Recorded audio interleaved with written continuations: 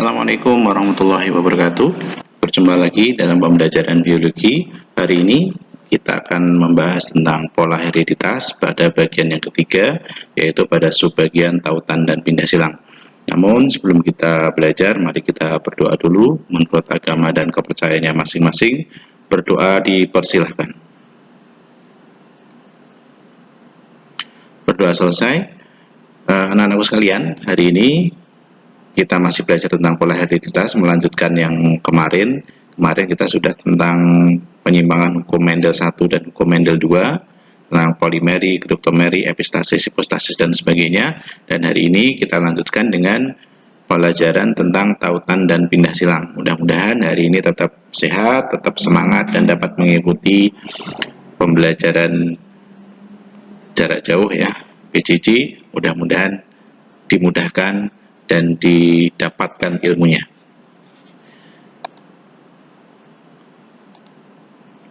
Nah, tautan dan pindah silang ini nanti yang akan kita pelajari diantaranya adalah tautan autosomal atau yang tertaut pada kromosom tubuh, ada tautan kelamin pada kromosom seks, dan pindah silang.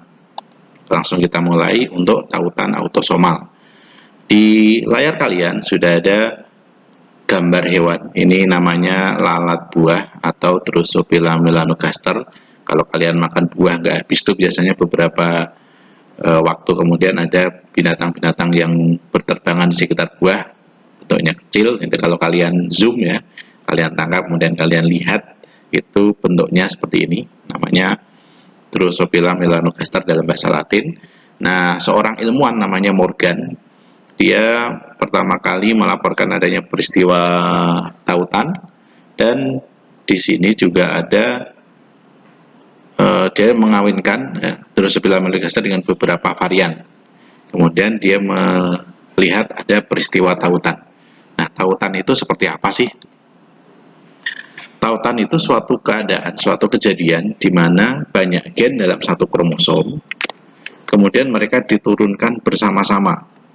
Jadi pada segregasi, pada hukum Mendel 1, kalau suatu genotip dipisahkan ya menjadi gamet, nanti ada aturannya. Misalnya begini, kalau tautan itu selalu bersama, contohnya begini, A besar, A kecil, B besar, B kecil, maka gametnya seharusnya A besar, B besar, A besar, B kecil, A kecil, B besar, A kecil, B kecil. Berarti ada 4 gamet.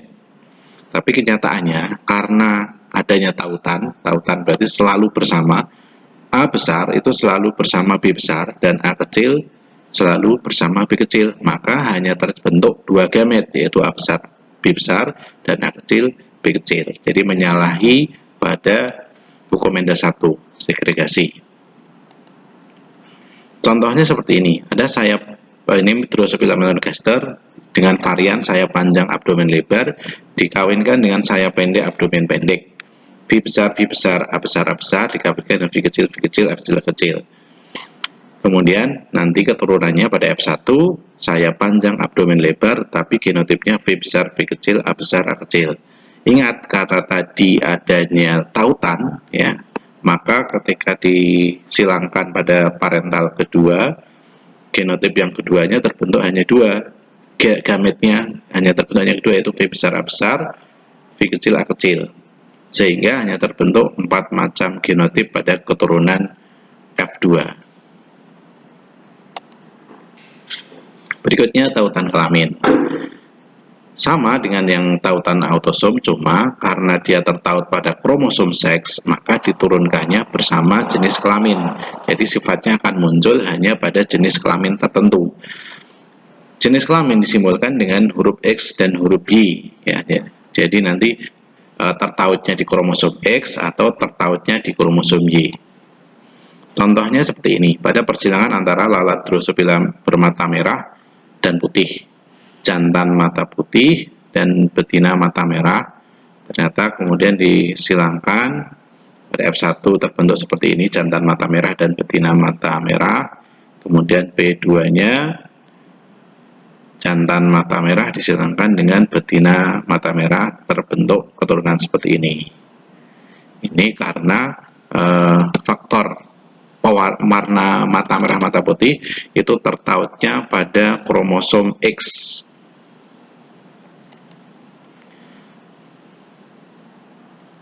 Nah, terjadinya pindah silang, ya, pindah silang. Ini sekarang kita lanjut ke pindah silang. Ini ada contoh, ini kalau ada interfase, profase, metafase, ini berarti pada pembelahan sel. Karena ada angka 1, 2, 1, satunya berarti ini tentang meiosis pertama. Ya. Jadi di sini lihat yang dilingkarin, ini adanya pertukaran, ya, pindah silang antar kromosom. Sehingga di sini yang terbentuk harusnya kromosom itu warnanya merah semua atau biru semua, tetapi di sini ada belangnya yang merah tercampur biru, yang biru tercampur merah. Ini pada peristiwa pindah silang. Jadi pindah silang itu kapan terjadinya? Saat proses pembelahan sel, tepatnya pada pembentukan gamet pada meiosis 1. Nah, pindah silang sendiri diartikan sebagai peristiwa pertukaran gen karena kromosom homolog saling melilit saat meiosis. Ini ya contohnya, pasang kromosom homolog sama meiosis A besar, A kecil, kemudian kromatidnya mendekat dan menyeberang, kemudian terjadi namanya ikatan, kemudian ini tertukar, hasil akhirnya tertukar, ada A besar A kecil lagi. Harusnya A besar A kecil. Contoh lain, pindah silang atau crossing over. Ini contohnya seperti ini, ya. Prosesnya sama dengan tadi, ada lilitan, kemudian di sini ada proses pertukaran, sehingga gametnya nanti yang terbentuk menjadi seperti ini.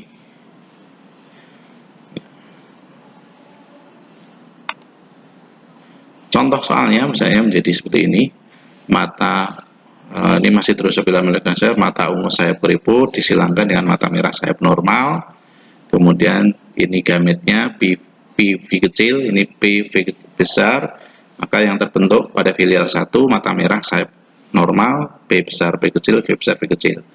Kemudian mata merah sayap normal ini disilangkan dengan dites cross. Kalau dites cross masih ingat dengan induk yang resesif, yaitu mata ungu sayap keriput, P kecil P kecil, V kecil, sehingga dihasilkan keturunan yang seperti ini.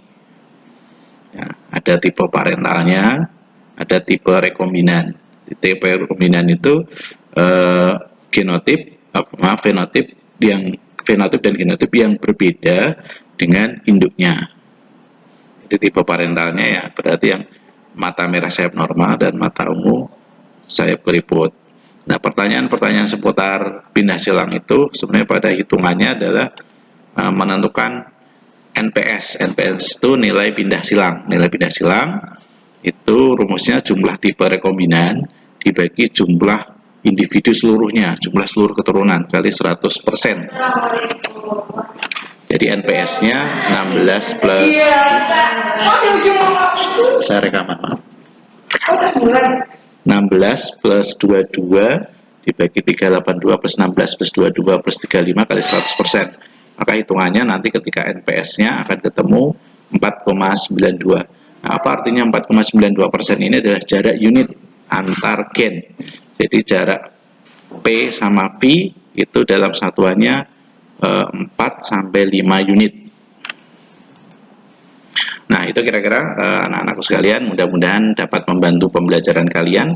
Kalian bisa latihan soalnya, silahkan lihat di tugas di My School, kemudian papernya juga sudah ada di situ, dan mudah-mudahan kalau nanti masih ada kurang jelas, silahkan ditanyakan via WA. Terima kasih, saya akhiri. Wassalamualaikum warahmatullahi wabarakatuh.